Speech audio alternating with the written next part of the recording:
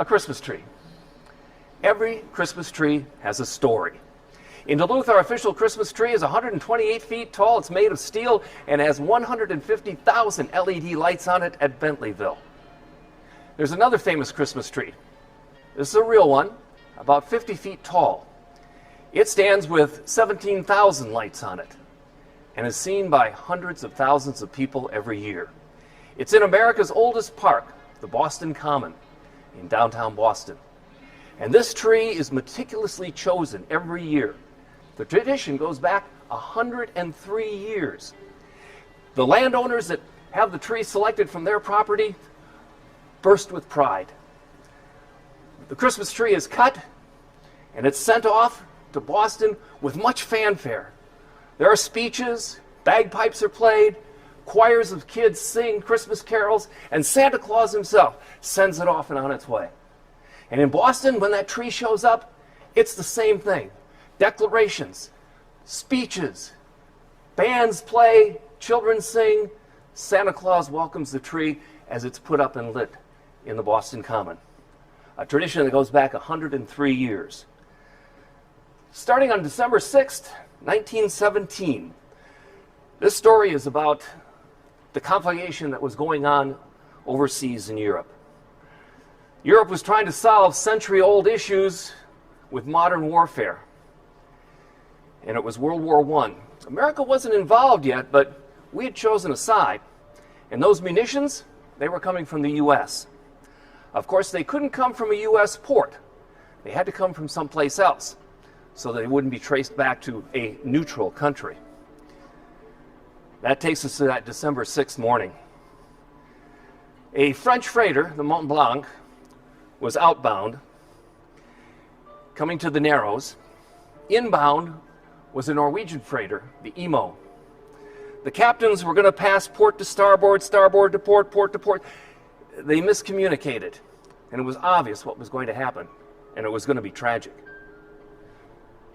They abandoned ship, got everybody off, stopped all forward propulsion, but the drifting and the tide brought the two ships inexplicably together in a collision. That's when the trouble started.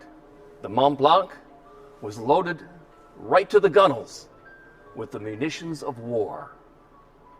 On board the Mont Blanc, 2,300 tons of petric acid, which is used to make explosives, 200 tons of TNT, 9,000 tons of gun cotton, and 32 tons of petroleum products. There was going to be a conflagration. As these two boats drifted closer and closer to shore, it was obvious what was going to happen. And the reason was, on board the Mont Blanc, on deck, were more barrels of petroleum that had spilled and leaked, and the two boats crashing together caused enough spark to ignite them. And that burning liquid flowed down into the hold of the boat, and it was obvious the explosion was only moments away. At 9:05, Halifax, in Nova Scotia, Canada, had what was the largest man-made non-nuclear explosion ever on the face of the earth. 9,000 degrees, a white ball of heat that just melted the entire downtown. 1,800 people perished. 9,000 more were injured, and 5,700 were blinded by the explosion and the blast. It was horrific. Among the dead, 500 rail workers who were on the waterfront at the time. One of them, Patrick Coleman. He was the telegrapher. He stayed at his post, pounding out a warning for other trains to stay away. He kept sending the message, hold all trains, hold all trains. A munition ship on the waterfront harbor Pier 6, about ready to explode at any minute. This will be my final message. See you, boys.